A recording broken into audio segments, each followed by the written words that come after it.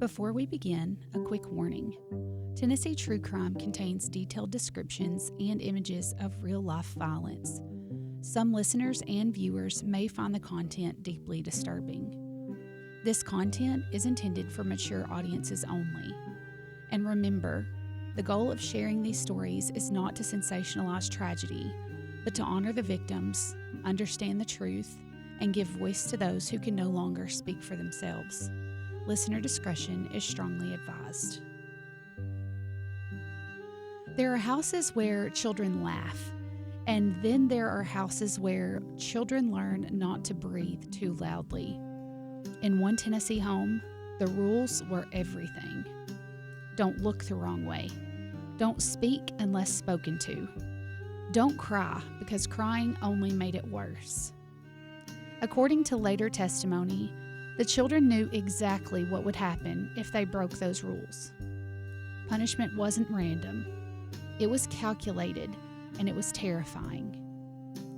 Tonight, we're talking about a case that forced Tennessee jurors to confront an uncomfortable truth: that sometimes the most dangerous person in a child's life isn't a stranger. This is the case of Leanne Mangrum. They say the South never forgets, and Tennessee, she remembers everything. Welcome to Tennessee True Crime, where the shadows of the volunteer state's past meet the stories that refuse to be forgotten. I'm your host, Tiffany Morgan. Each week, we dig into twisted tales of betrayal, violence, and mystery. The ones where whispers carry truth, and the answers are never as simple as they seem. Let's step into the dark and piece together the clues, because in Tennessee, some secrets still haunt the hills. This is Tennessee True Crime. Down through the smoky hollers where the cold wind sighs, footsteps fall where the moonlight hides, whispers over rivers, a secret lost in time. Welcome to Tennessee True Crime. So, before I tell you about the creek, or the cigarette butt, or the baseball bat, we need to go back to what tore this family apart long before murder. Leanne Mangrum and Terry Mangrum Sr. were once married. They had children together, a son, Terry Jr., and a daughter, Alicia. Like so many family stories, theirs did not stay simple. And at some point, as happens sometimes, Leanne and Terry Sr. separated. Now that separation, it changed the entire architecture of this family. Where the kids slept, who answered their questions at night, who set the rules. After the split, both children initially lived with their mother, Leanne. They moved to Nashville, and things felt a little difficult. Leanne tried to move on, dating from time to time, and Terry Jr. expressed that sometimes he felt that he was left being the caretaker of his younger sister, Alicia.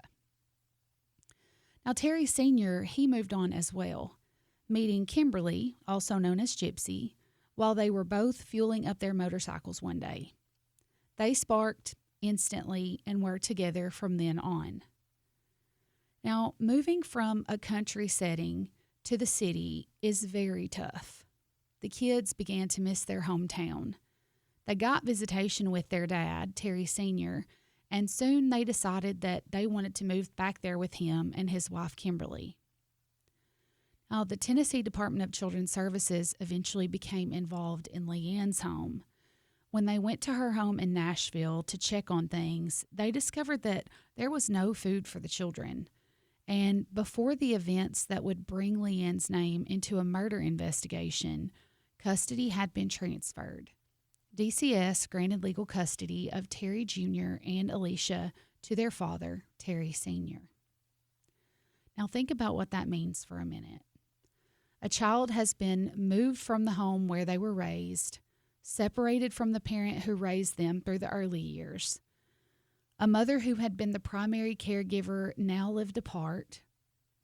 the family dynamic shifted, and with it, the tensions and resentments that simmer between separated parents. Eventually, Leanne moved back to Dixon County so that she could be closer to her children. She didn't like that separation at all. She moved into a mobile home in the community, a place that used to be her home base after the separation.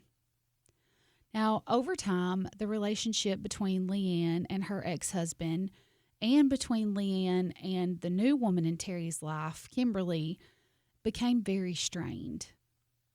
According to trial testimony introduced later, there had been a history of altercations and sharp words and what one witness would later call very bad blood.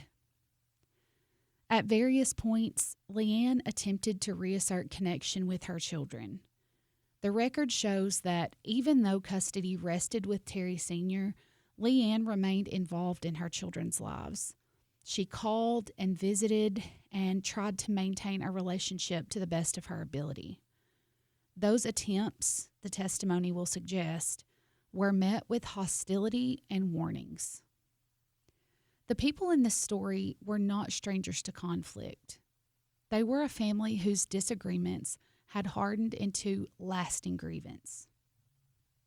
All of this, the separation, the DCS decision to award custody to Terry Sr., Leanne's move back home into her trailer, and the ongoing custody friction, it just really all set the stage. It's the slow burn behind the flash of the crime scene photos. A family with fractured loyalties, 2 children pulled between 2 homes and 2 parents, and a parent who would later be described as bitter and threatening in court. Now, when we pick up the timeline again, we'll move from that slow burn into the night of September 7th and 8th, 2002.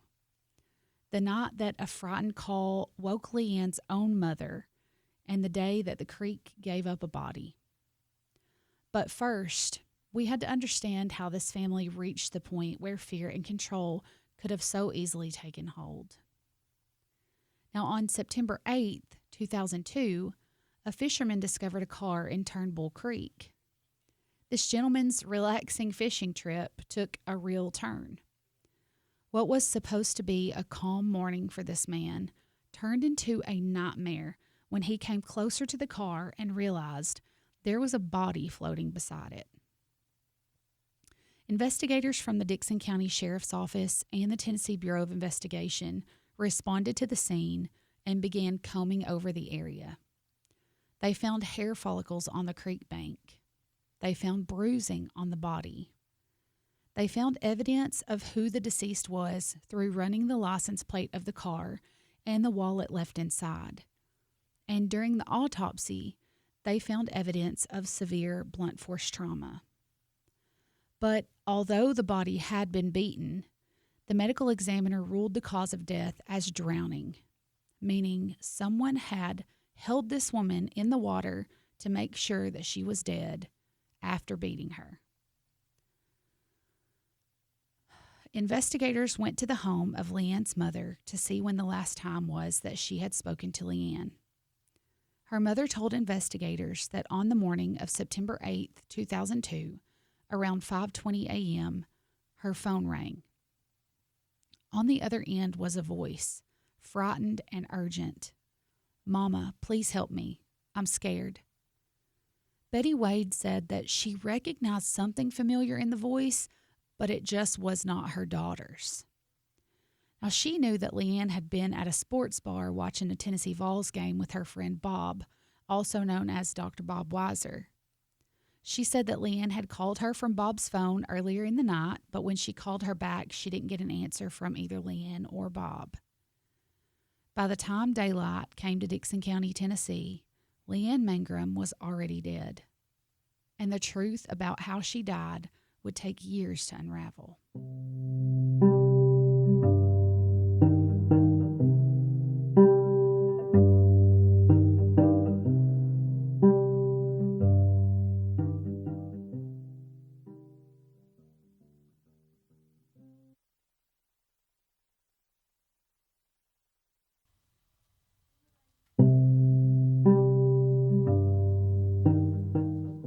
police began their interviews, a story very quickly emerged. Investigators obviously spoke with Terry Mangrum Sr. and his wife, Kimberly. They also spoke with Leanne's two children, 11-year-old Alicia Mangrum and 15-year-old Terry Jr. They all told detectives the same thing. Leanne had come to their home the night before with a mysterious man, someone with salt and pepper hair, and Leanne was reportedly extremely intoxicated and had come to their home demanding pills. Kimberly Mangrum said that she gave Leanne a Klonopin so that she would just leave them alone, and that was something that Kimberly had taken for anxiety. She said that that pill bottle actually later went missing. Kimberly said that Leanne was driving a dark Mustang with a Harley-Davidson plate. It sounded plausible. She also said that there was something even more concerning about the visit with Leanne, other than her coming to the home to ask for those pills. The man that she was with, the one with the salt and pepper hair, Kimberly said that he looked evil and scary. She even said that he really creeped her out and said that he was watching over Leanne like a hawk, as if he was controlling her every move. Kimberly said she thought the man's name was Bob. So, obviously, the police go and talk to Dr. Bob Weiser, who, it turns out, is not a doctor at all. His last name isn't even Weiser. He got that nickname because he had previously worked for Budweiser. Now, when they filled him in on what had happened, Bob was torn up. He was shocked and sad and ready to fully cooperate with whatever investigators needed of him. Bob said that him and Leanne had been at the sports bar watching the Vols game together, and that he'd asked Leanne to actually go to the Titans game with him that next day. She was supposed to meet him at his house, but she never showed up. Bob said that after they'd watched the Vols game at the sports bar, he had taken her home, and that was that. So investigators went to Leanne's home and searched her trailer. Inside, it looked like a real struggle. Furniture overturned, clothes scattered about, a broken window. Outside, investigators found a cigarette butt, still fresh. Blood stained the exterior of the window. There were fingerprints. There were palm prints. But there was no suspect. And for nearly a year, the case just stalled until science caught up. Now, in late 2003, investigators collected DNA samples, and what they found changed everything. It changed the course of the investigation in a way that detectives and investigators were not prepared for, in a way that when I was researching this, I was not prepared for. The blood on the broken window, it belonged to a male relative of Leanne. It belonged to her son, 15-year-old Terry Mangrum Jr. The fingerprints also belonged to Terry Jr. And then came the real shocker for me, the palm print that they found. It belonged to 11-year-old Alicia Mangrum. And that cigarette butt in the yard, turns out the kids didn't act alone. That cigarette contained Kimberly Mangrum's DNA. Now, suddenly, the story about Leanne coming to their house with a mysterious visitor, it crumbled. That crime happened within the family. Now, police go back to the drawing board, and they question the family with the new evidence. When police confronted 11-year-old Alicia Mangrum, she broke. She told them the truth. The story about her mother Leanne coming to the house had been a lie, and it was a lie designed to protect her brother. She said that Terry Jr. had gone to Leanne's trailer, that he had argued with her, and that he had killed her. And then she handed investigators a note, a handwritten confession from Terry Jr. And it read, "I, Terry W. Mangrum, admit to the murder of Leanne Mangrum Smith. She was my mother, if you want to call her that. I'm writing this because the TBI came and took the cigarette butt of my stepmother and a sample of her DNA. Now, on the same day, officers approached Terry Jr. at his high school, and after obtaining a written waiver of his Fifth Amendment rights, they recorded their interview. Terry Jr. claimed to the officers that he had accidentally driven the victim's Jeep into a creek and that she was killed as a result. Terry Jr. mentioned several times during the interview that he was a minor at the time of this incident, and he understood he would be subjected to lesser punishment because of his age. Now, while they were a bit doubtful of the authenticity of his claims, the officers took Terry Jr. into custody. Now, from the outside, Kimberly Mangrum didn't raise any alarms. She was a mother. She had children. She lived in Tennessee, raising a family behind closed doors that few people ever truly entered. Neighbors and acquaintances would later describe nothing overtly alarming, no constant police present, no obvious chaos spilling into the street. And that's how these cases often begin.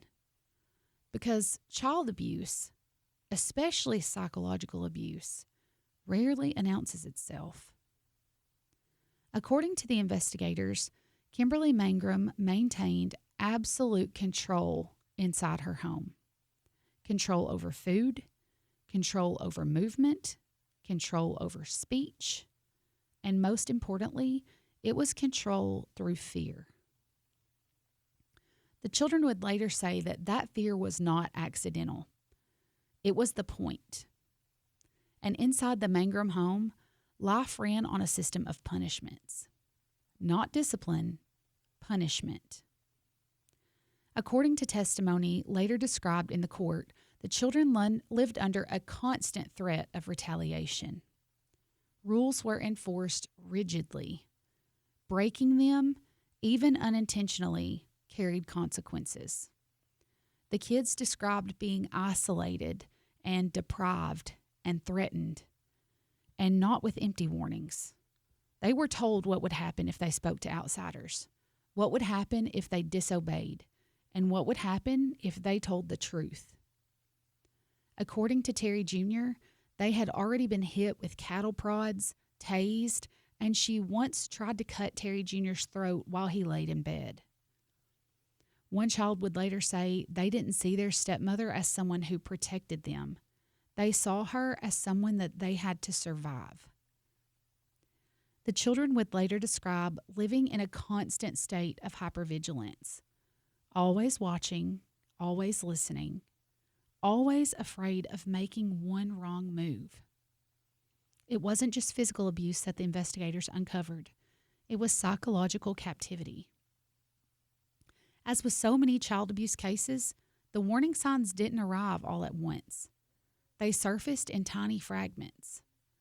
Behavioral changes, fear of authority, inconsistencies in stories. And according to investigators, there were moments where the system brushed up against this family, moments where intervention might have happened sooner. But fear is a powerful silencer. And when children are conditioned to believe the consequences of speaking are worse than the abuse itself, they stay quiet until they don't.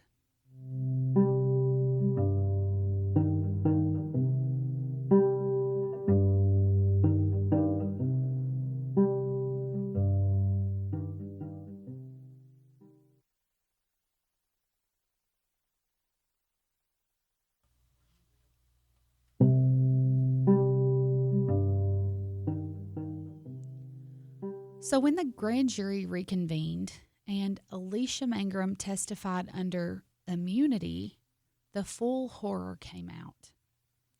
She described her relationship with her stepmother, Kimberly Mangrum, as terrible. She said she and her brother lived in a constant state of fear. According to sworn testimony, Kimberly Mangrum beat them. She burned Terry Jr. with cigarettes. She cut his throat with a coat hanger. and forced the children to call both their mother and their grandfather to say that they hate them and they wish that they were dead. She threatened to have them killed if they disobeyed. And on the night of September 7th, 2002, that fear turned deadly. It was still dark in the early morning hours of September 8th, 2002. The kind of dark where the world feels super quiet, where most people are asleep, and a time when nothing good ever seems to happen. That's when Kimberly woke Terry Jr. up out of his sleep. She stood over him, told him to get up and come with her. No explanation, no choice. Terry and his sister, 11-year-old Alicia, climbed into the car. Now, Kimberly pulled away, driving through the night, and at first they went to their mom's trailer, but she wasn't there. And then, as they drove away, they passed Leanne. Her Jeep came down the road, heading home. Kimberly turned her car around and followed Leanne. What happened next didn't unfold slowly. It absolutely exploded. Kimberly reached behind her seat and grabbed a baseball bat. She pulled up beside the Jeep and started swinging. Metal against glass, over and over and over again, all the while screaming at Terry Jr. and Alicia to get out of the car. Leanne tried to escape. She tried to drive away, but the passenger side window shattered. And then the driver's side. And then the kids watched as Kimberly grabbed their mother Leanne by the hair of the head and dragged her out of the Jeep. She punched her and she beat her again and again and again until Leanne stopped moving, until she was unconscious. But even then, that wasn't enough for Kimberly. She picked up a piece of wood and turned to her child, Terry Jr. She ordered him to hit his own mother. Terry would later say he did not want to do that he couldn't, that he stood there begging her, please don't make me do this. But Kimberly forced him. She told him that if he didn't do what she said, he would end up just like her, and so would his sister. Alicia was told to get the rope.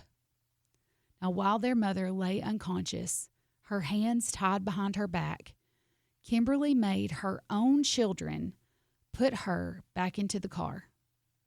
She was lifted, limp and silent, and placed in the back seat of her own Jeep. Then Kimberly gave Terry another order. Drive. They went down a rocky dirt road, away from everything, and stopped beside a creek. Leanne was pulled from the Jeep and laid near the water. Kimberly told Alicia to bring her medications and then told Alicia, 11-year-old Alicia, to force a pill, a Klonopin, down her mother's throat. Alicia couldn't do it, so Kimberly did it. Then she was pushed into the water. And still, it wasn't over. According to Terry Jr.'s testimony, Kimberly turned to him and made another threat. She told him that he was to put his foot on his mother's neck and hold her underwater to make sure she was dead, or she would kill him too. When I heard that part, I wanted to absolutely wring her neck. What an absolute raging witch. It makes me wish that the kids would have just taken the ball bat and took it to her head, honestly. And after that, Kimberly got back into the Jeep, and she drove it into the creek. Now, they all left the scene together, riding away in Kimberly's Mustang, leaving Leanne, those kids' mother, behind in the dark. And as they drove, with the kids, again, 15 and 11, terrified in the back seat, Kimberly was still barking out instructions. Throw the shirt out. Throw the rope out. throw the phone out, get rid of everything. Then she realized something. The baseball bat was missing. So they went back to the crime scene. Those kids had to look at their mother laying there dead in the water, and she just retrieved the bat like it was nothing. And eventually, Kimberly, and of course, she made the kids go with her, went and threw it out in a creek nearby their house. Now, Alicia said that Kimberly repeatedly told Terry and Alicia again and again to keep their mouths shut. She said it would be okay, that it would all blow over, that no one would ever know. And just when you think it's over, it's not. Good old Kimberly is still at work.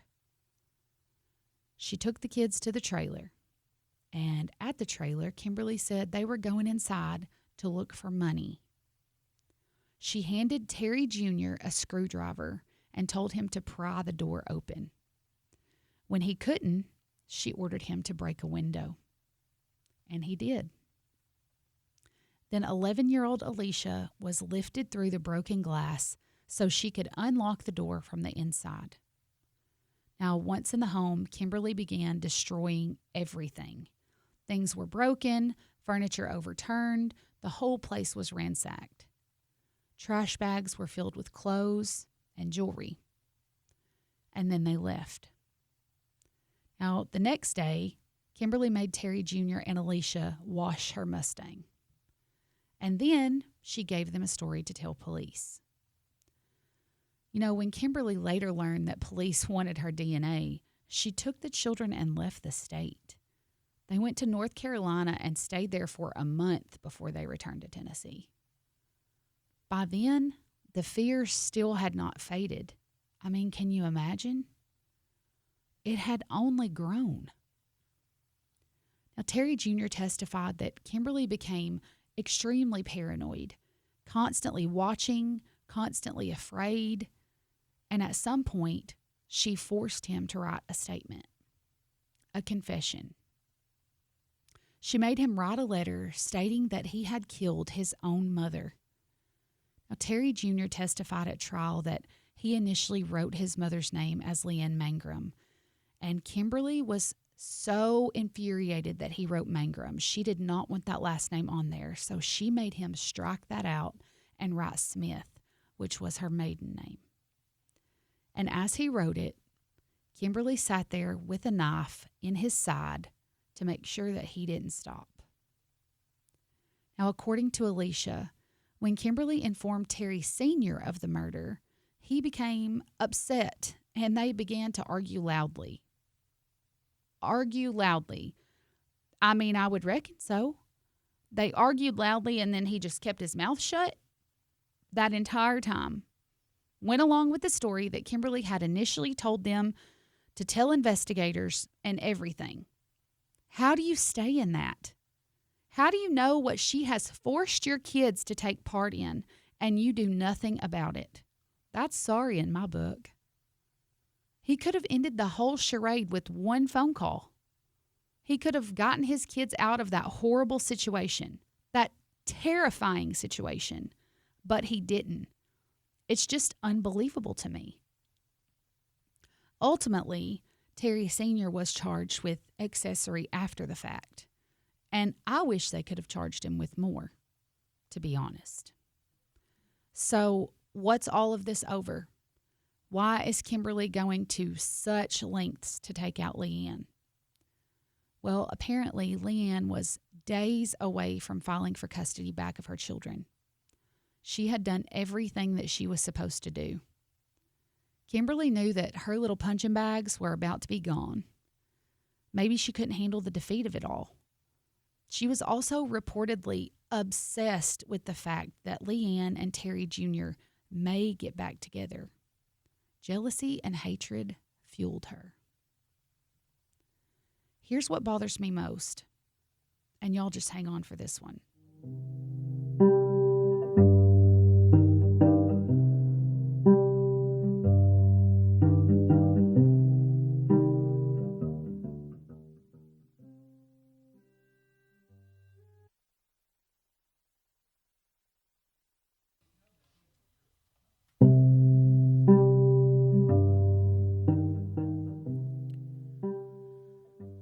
So Alicia, who again was 11 at the time of this murder and 14 at the time of the trial, was granted immunity for testifying. Now, I can't believe she even had to be granted immunity, because what do you mean you're thinking of charging an 11-year-old who was tortured into doing unspeakable things she was forced to do? She didn't perpetrate that crime. She survived it. Terry Jr., however, was not shielded from the justice system by his age. After his mother's death, y'all, he was charged in connection with the crime. Not only that, but they removed him from the juvenile court so that he could be tried as an adult. I just can't. I don't know what to say about that. That fact alone is hard to sit with. Not just hard to sit with, it makes me furious.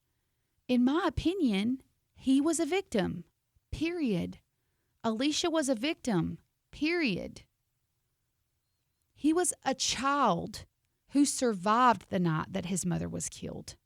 He was forced to do things that are absolutely unimaginable to his own mother. In the end, although Terry did not face a jury on the most serious charges, he still entered a guilty plea to reduced charge of second-degree murder. That plea was part of an agreement with prosecutors, one that required him to testify against the defendant, his stepmother, Kimberly Mangrum, as if he wouldn't have done that anyway. On the stand, Terry described a life lived under threat. He told the court that his actions were driven by absolute fear. Fear created and enforced by Kimberly. His testimony laid out a pattern of coercion and violence and control, and it became central to the state's case in explaining how the crime unfolded. You think? But the law does not measure fear the way the human heart does. As part of that plea agreement, Terry Mangrum Jr. was sentenced to 8 years in prison. 8 years in prison. And here is where this case refuses to give us an easy place to stand. Terry was held accountable for his role in his mother's death, and I use that term loosely, and yet the same record shows that he was threatened and controlled and terrified. He was punished for what he did, even as the court acknowledged why he did it. Was he not punished enough that night when she was making him do those things? So the question lingers. When a child is forced to choose between obeying an adult or becoming her next victim, what does justice really look like? Because this ain't it for me, y'all. Is accountability still accountability when it's born out of fear? And when the system hands down a sentence, does it close the case, or does it simply mark the point where our moral certainty begins to fall apart? Because if I have a say-so, I'm absolutely not punishing that kid further. When is enough enough? And also, in my opinion, his plea gives Kimberly a small victory. She still got control of a certain situation, and it's disgusting. Those questions about fear and responsibility and choice, they don't fade away with Terry's sentence. They follow us. Because while the court wrestled with how much blame could be placed on a son acting under threat, there was far less ambiguity about the person the state believed was in control that night, which was Kimberly Mangrum. Now, prosecutors described her as the architect of the violence, the voice giving the orders, the one who threatened, coerced, and demanded obedience, no matter the cost. Her case went to trial. Jurors heard the testimony. They listened to Terry. They listened to Alicia. They saw the physical evidence. And they were asked to decide not just what happened, but who drove it forward. And when the verdict came back, thank God they got that one right, it was decisive. Kimberly Mangrum was convicted on multiple counts, including especially aggravated kidnapping and first-degree felony murder. Why did they not charge her with child abuse? Why did they not charge her with more? I just don't understand. When it came time for sentencing, the courtroom fell silent because, unlike Terry, whose punishment was measured against his age and fear, Kimberly Mangrum stood before the court as an adult, fully responsible for her choices.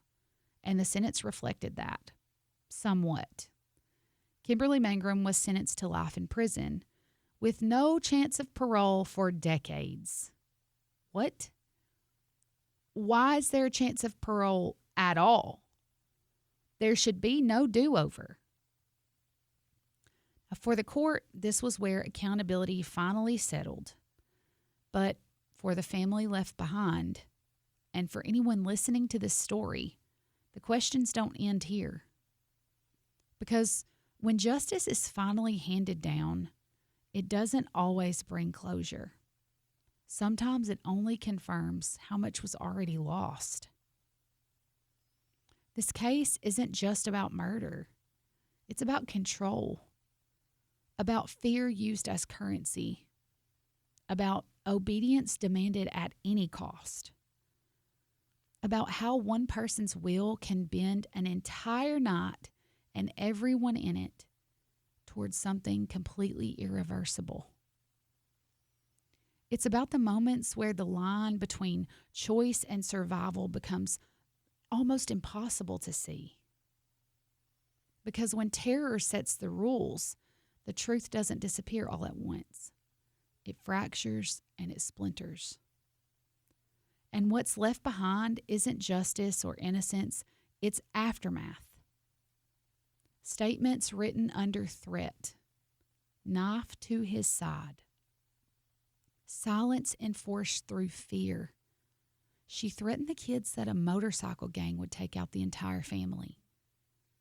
Lives forever divided into before and after. The courtroom may close and the sentence may be final, but the echoes of control don't stop there.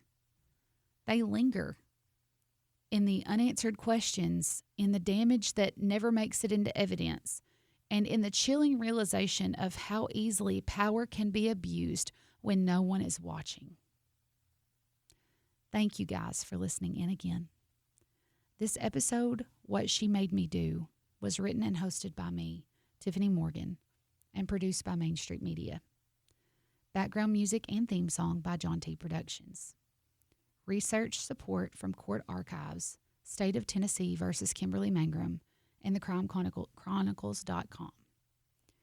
If you'd like to sponsor an episode, we would love to partner with you. Our sponsors keep our shows funded and running. To further support Tennessee True Crime, give us a follow on Facebook at Tennessee True Crime and on Instagram at TN True Crime. Invite all your true crime friends to join as well. You can also find case evidence photos on those socials. If you have a case that you're interested in me covering, please feel free to email me at tntruecrime@mainstreetmedia.llc. Join me next week as we uncover another Tennessee case that left a lasting mark. Because here in Tennessee, we never stop telling the stories that matter, and some secrets we refuse to let stay buried. Down through the smoky hollers where the cold wind sighs, footsteps fall where the moonlight hides, whispers over rivers, a secret lost in time. Welcome to Tennessee. True crime.